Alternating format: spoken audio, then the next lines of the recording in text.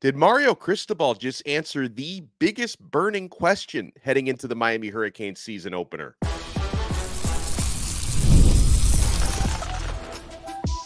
You are Locked On Canes, your daily podcast on the Miami Hurricanes, part of the Locked On Podcast Network, your team every day.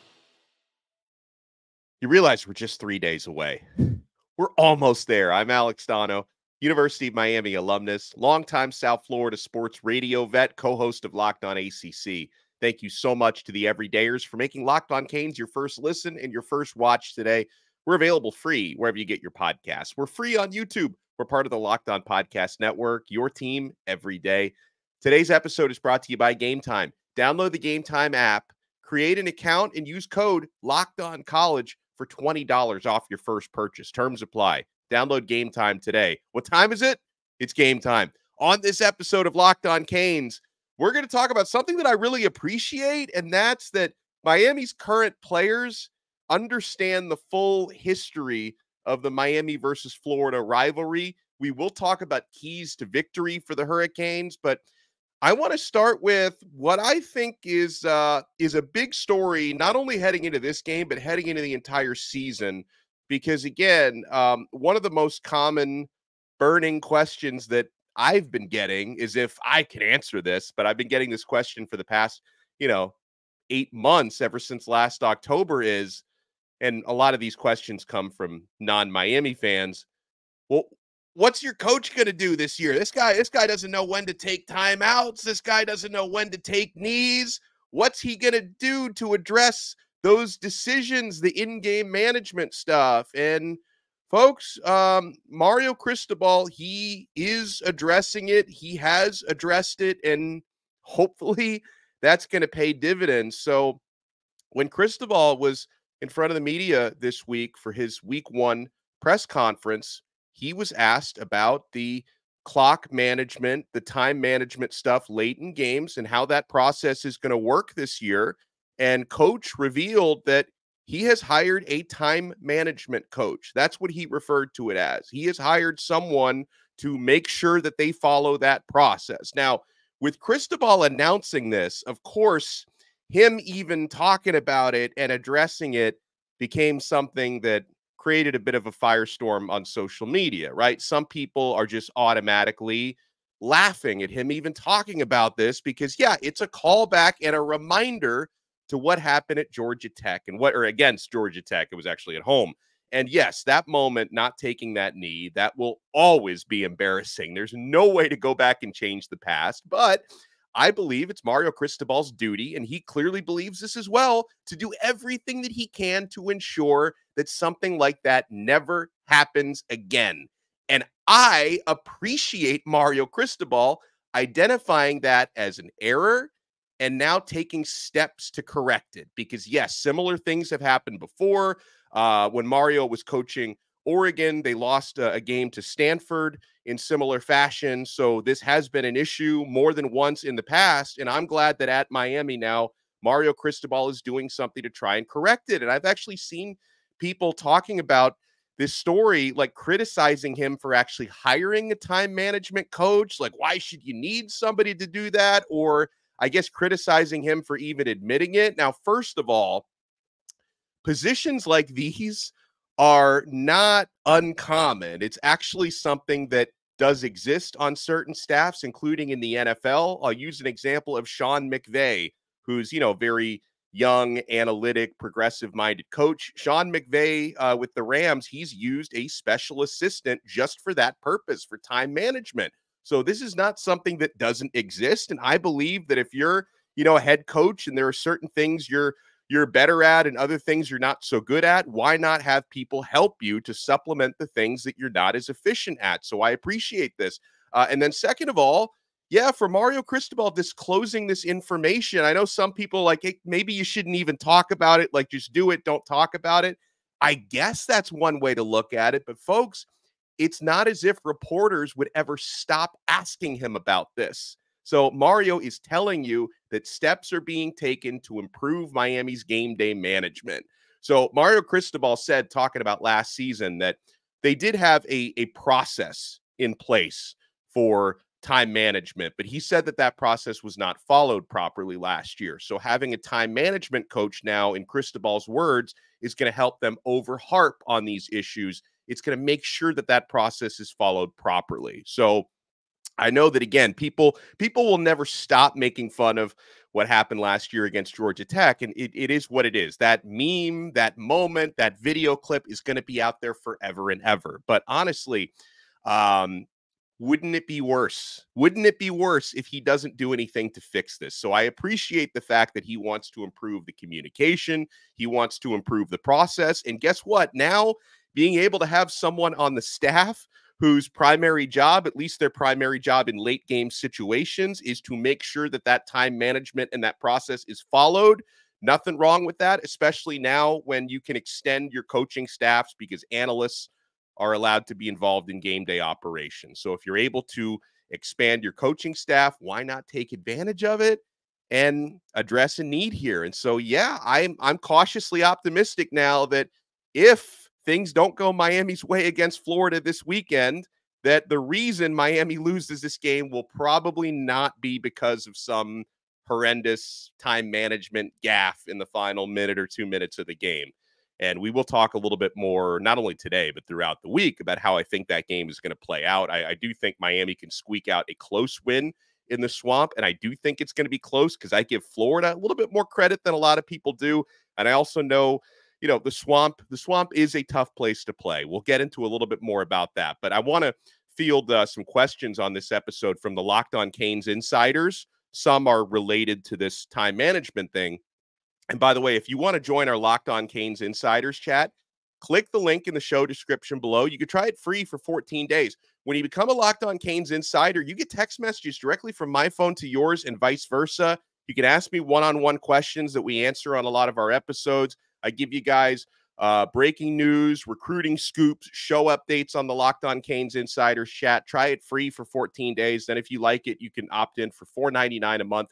We give you a lot of added value on there on the insiders chat.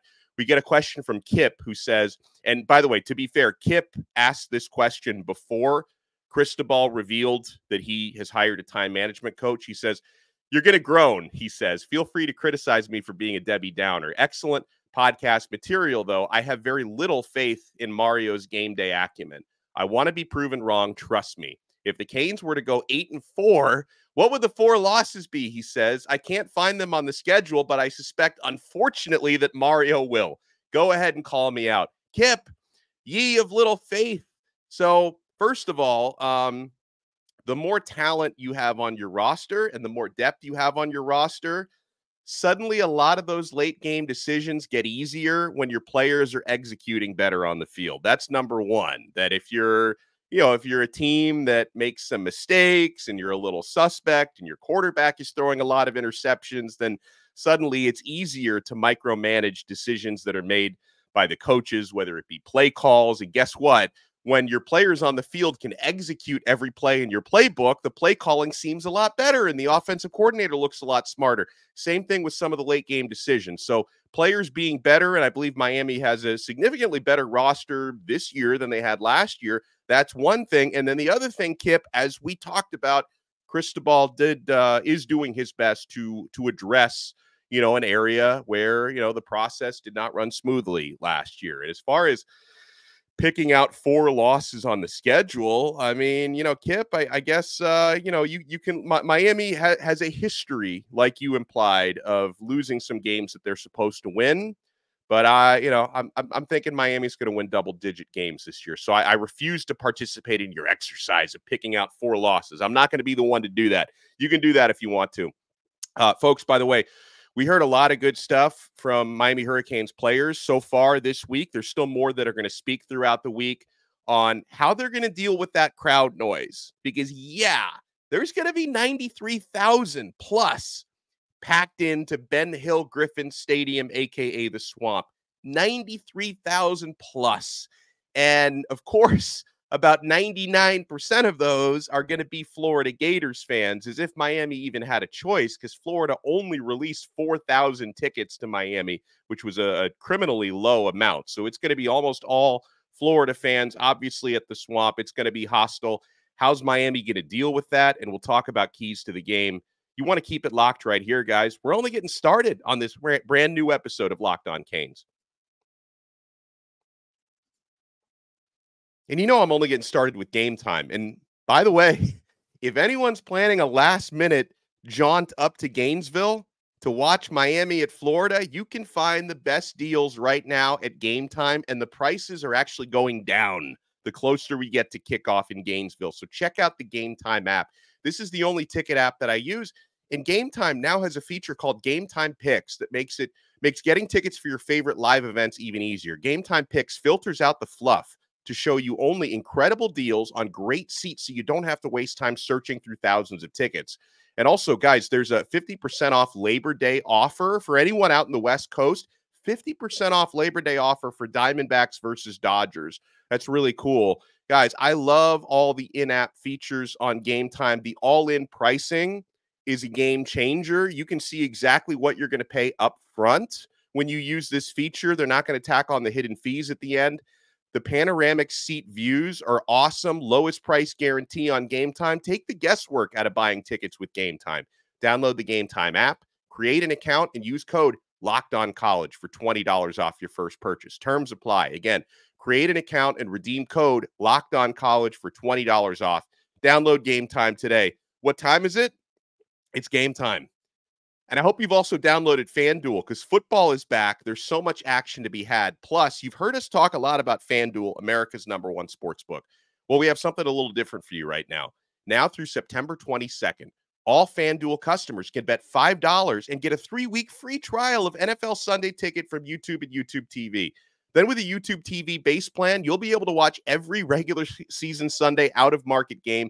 All you need is a Google account and a current form of payment that you can cancel anytime. Just visit FanDuel.com/lockedon to download America's #1 sportsbook. Thank you so much for making Locked On Canes your first listen and your first watch today. For your next listen, make sure you check out Locked On ACC. I host that show with Kenton Gibbs of Locked On Wolfpack. We take you around the conference, big games. We've been talking a lot about whatever happened to Florida State what did happen to Florida State last weekend? Locked On ACC, available free wherever you get your podcasts and available free as well on YouTube. We get this great question from our pal, Callie Kane 818, who said, what are your keys to the game for Miami to come up on top versus UF on August 31st? And who will be the biggest impact player for us in that game outside of Cam Ward?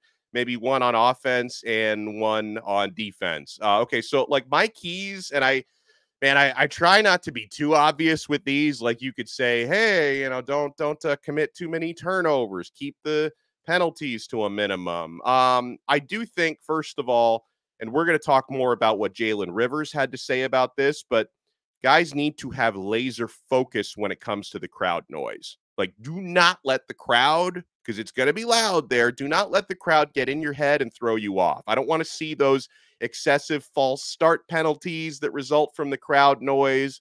So they need to be laser focused, especially on offense, because when Miami's offense is out on the field, it's going to be really, really loud. You need to focus and drown that out. And I know they've been working on that for whatever you can. I mean, you can only really prepare for it like in the moment, but they've been trying to prepare for it. Another thing, and I think about this because this is going to be so prominent in the first game of the year, tackling. First game of the season is usually when the tackling is the sloppiest because guys haven't done it in real games in so long.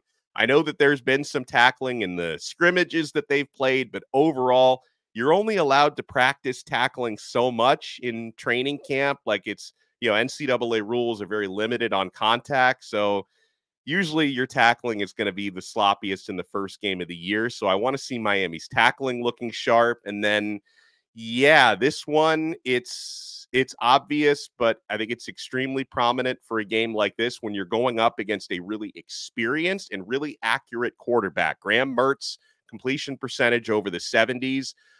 He's like, what is he, like a 6-year senior? Like there's nothing Mertz hasn't experienced before.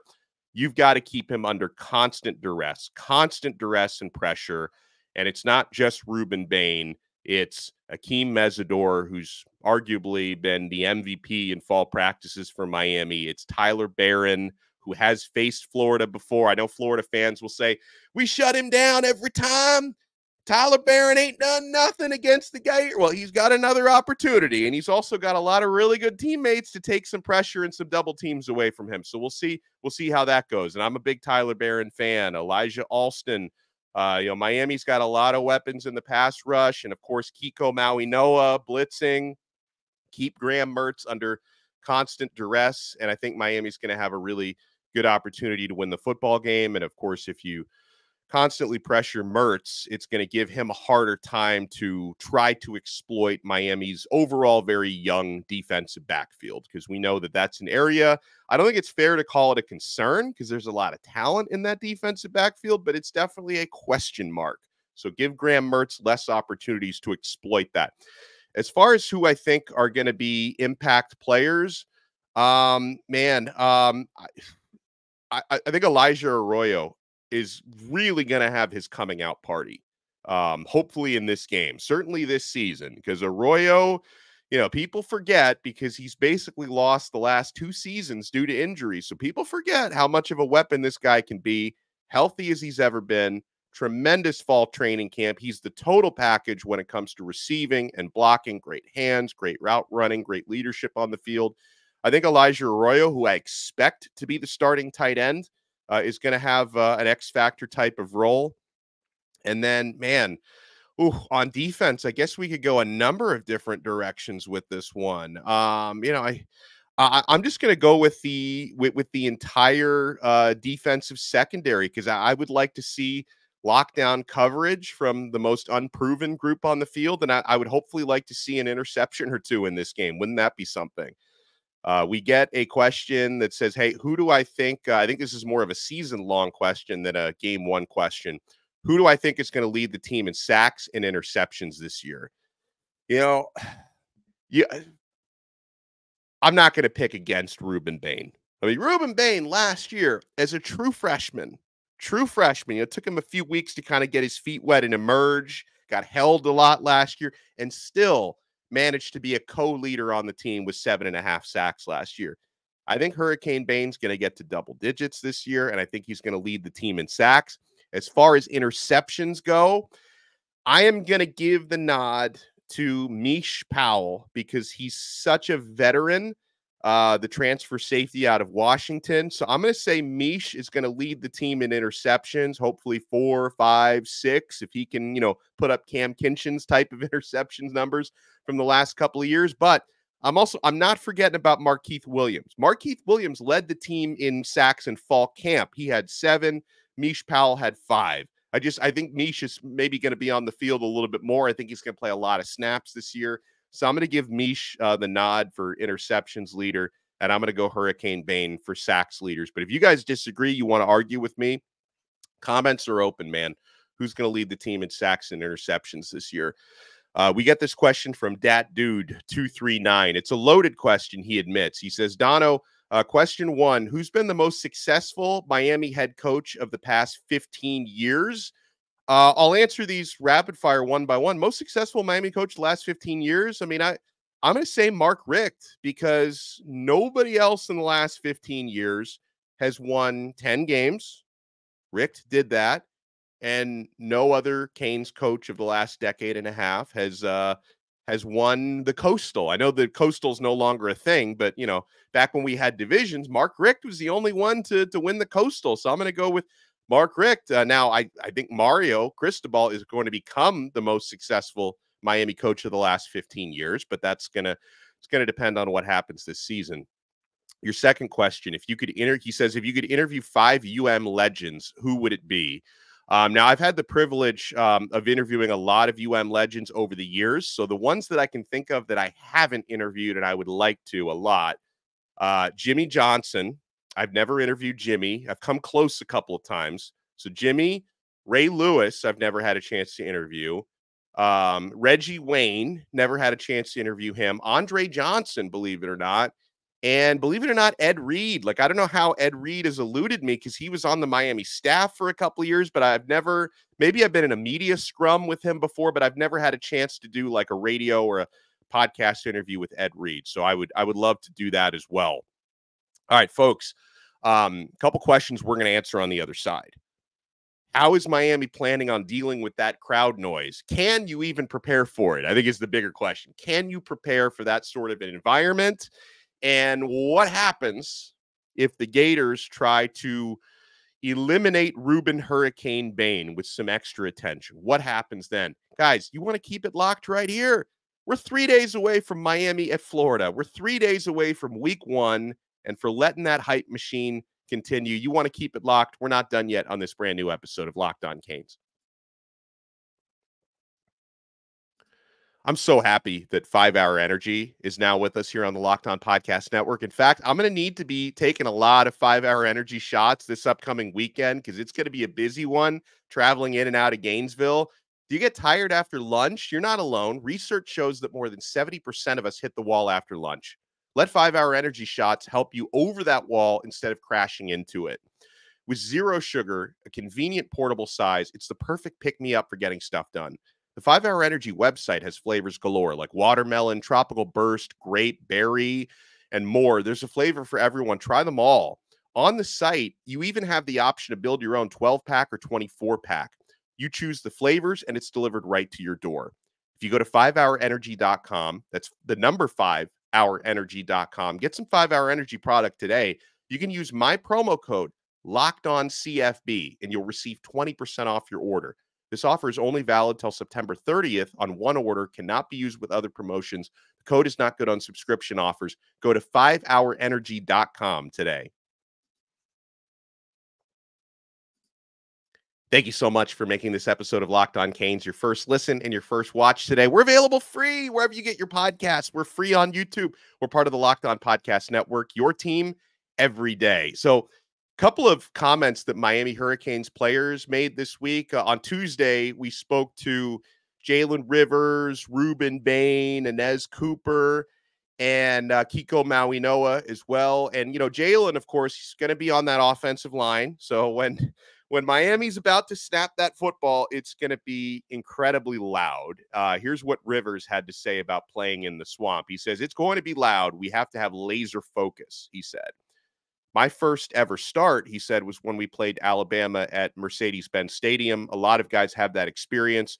We are prepared every day when we face a team that plays in a loud environment like Florida." He says, "You can't let the noise get to you because that's how you ultimately lose." So laser focus. And I know, listen, Miami's doing everything that they can to get ready for this. They have the loudspeakers blaring in practice. They've been making the indoor facility and outdoors at Green Tree. They've been pumping in as much noise as possible with the speakers. But again, as we all know, like simulating that is only going to get you so far. It's different when you're in that moment. So it's nice to know you do have players on this roster. Like 2 years ago, they played at Texas A&M that fits over 100,000 fans. Like Texas, College Station is, arguably the loudest stadium, or one of, because I think Michigan and Ohio State have like 100,000 plus as well. But you're talking about some of the loudest environments in college football. So you do have players who have that experience. Rivers also talked about that game against Bama, when he was getting his first career start several years ago. So hopefully you rely on that experience, and hopefully you have practiced everything so tightly for the last couple of weeks that you can deal with this like professionals. But we all know it's not going to be an easy thing. I really appreciated this from Miami offensive lineman Anez Cooper, because, the older timers like me, I'm about to turn 40. So I have like a hatred for the Florida Gators that like a lot of the younger school fans don't, because it hasn't been an every year rivalry since the late 80s. And so you don't really think about Florida, some of the younger folks, as being, like the same sort of thing as Florida State, who Miami always plays every single year. But those of us who are a little bit older, we remember the hatred for the Gators. And Anez Cooper, Miami's starting right guard, he revealed that, Miami players have been shown videos all week that explain the Miami versus Florida rivalry. So this is giving Miami players an appreciation for what this matchup still means to this day, and also what it used to mean back when these games were played annually. And something that really stood out to Cooper that seems to motivate him a little bit heading into this one is They now know about the infamous Gator Flop from 1971. That was when in 71, very long time ago, Florida was kicking Miami's butts in that game. It was like 48-6 or something. Like Florida was handily beating Miami in that game. And then after Miami intercepted a pass, Florida wanted to make sure that they got another offensive possession. So all of their defenders flopped to the ground. They just completely fell over, let Miami score on purpose, because that way they got their quarterback, the Gators quarterback at that time, John Reeves, they got him back on the field for another drive in order for him to set the all-time career passing record, which he did. So it was embarrassing. It was Bush League. Obviously, Miami was getting their butts kicked in that game. But those of us who were either old enough to remember, I was not alive in 71, but I learned about it growing up, and those who were around in 71, it's something that still kind of sticks with you to this day. And guess what? Miami has won 12 of the last 19 meetings with Florida, or sorry, 12 of the last 17 meetings Miami has beaten Florida. So that Gator Flop, I guess, is a point of revenge, and now Miami players understand what that was. Hopefully we don't see any Gator Flops this weekend, because I want Miami to win this game handily. So I like the fact that Miami players now have a little bit of historical context for what this rivalry means. And there was another one I can remember. I don't remember how long ago this was, but I remember reading about this. Didn't another time, separate from the Gator Flop, but Florida in the old days, they beat Miami in a game where the referees gave Florida a 5th down, which is not a thing. 5 downs are not a thing. Florida the referees just gave them an extra down, and they beat if anyone remembers how that happened and what year that was, let me know, because I remember reading about that years ago, that Florida beat Miami because the referees gave them a 5th down. If anyone remembers that, you studied your history, let me know in the comments below, because that's another one. I don't know if Cooper learned about that one as well. But I go back to, one of my keys to the game, pass rush, keeping Graham Mertz under constant duress. Rueben Bain talked about this, that, if Florida tries to, take him out of the game, I'm not talking injuries, but if they double him and just completely try to cancel out Rueben Bain in this game, he knows he's got other teammates who are ready to step up and make them pay. He said, quote, "We are versatile on the defensive line this year. If they try to eliminate me in the game, we have 4 other players that can come and do the same thing I do. We all play the same with power and fast," he said. So there you go. And I look at other factors that could hopefully play in Miami's favor in this one. Guys, just the depth of Miami's offensive weapons. I talked about believing Elijah Arroyo is going to step up big time in this game. Miami also has Riley Williams, who can be a weapon, even more of a weapon in the passing game than he was last year at tight end, and Elijah Lofton, who I think Miami can line up in multiple spots, the true freshman. From Xavier Restrepo to Jacoby George to Sam Brown. We'll see if it's Brown or Isaiah Horton starting. But you know what? I don't even care who starts. They're both really good. Let them both play, rotate in and out. Ray Joseph, get him some serious PT and some serious snaps in this game. And then Miami's running back rotation. Honestly, Miami's running back rotation could really be what dooms the Gators. Now, I know that you would expect Florida has addressed their rushing defensive issues from last year. They were not good against the run. You remember Ray Davis? That dude is still scoring. So Florida's done what they can to address those issues, but until proven otherwise, I've got to think a running back rotation from Miami that's going to have Damian Martinez and now a fully healthy Mark Fletcher at the top, along with the speed of Chris Johnson, the versatility of A.J. Allen, the wonder kid that is Jordan Lyle, who's had a really good camp. Chris Wheatley-Humphrey, hopefully we see him get a lot of action this year. Miami can go 5 or 6 deep with really capable, competent running backs. That's going to be a huge luxury, especially running behind a big offensive line. So, yeah, guys, we have a lot more content this week. We're going to have a Hurricanes roundtable tomorrow.